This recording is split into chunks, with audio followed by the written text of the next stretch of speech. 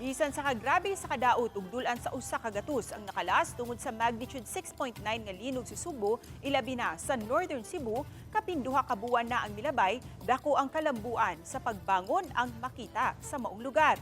Samtang ang mga residente, malipayon gihapon ang kasaulugan sa ilang Pasko. Ano ang report ni Fe Marie Dumabo? Nitong Domingo, December 7, sadya o mabulukon nga gibuksan ang Christmas lighting. Ug ang bibo ang Pasko sa Bugo. Ang maanindot nga mga Christmas decoration na tubangan sa Nagubang City Hall o Christmas tree ug hayag nga fountain. Daghang Christmas decoration diha sa ilang plaza nga usa sa grabing apektado sa linog niadtong September 30. Ang dugang naghatag og paglaom karon sa mga biktima sa linog diha sa ilang padayong pagbangon. Aduna na usab giilang Bugo City LGU nga duha ka mga relocation site alang sa libuang pamilya nga di na mahimo makapaayo sa ilang mga nagubang panimay kaya naa sa fault system ug adunay mga sinkholes og liquefaction. Na po yung mga gi-procure o gi-purchase nga mga yuta para himo relocation site. Nya katong naay yuta nga na-purchase na gipa-check balik sa MGB kung clear ba or kanang ma-certify ra ba siya nga safe for siya for relocation.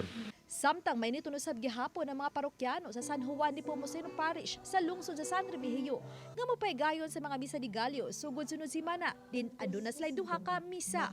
Bisan ang ilang simbahan o sa di na gyud pwedeng mahimong mapaayo kay dunay daghang mga sinkholes.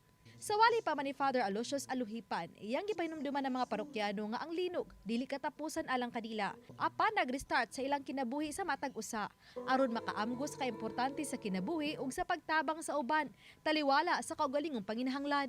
Usahay hinuon mga igsuon, kining mga katalagman, kining linog, kining baha, kining bagyo, timailhan ni nga panahona. Panahona nga i-restart nato ang atong kinabuhi. I-refresh ang atong relasyon sa Ginoo.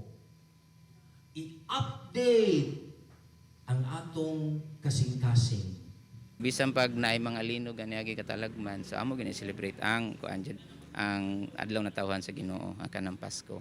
Kay dili bisan kay ang kanang linog nga iyang pa-experience mo murag reminders naman nga naagid siya murag sa siguro sa amuara mga kasaypan.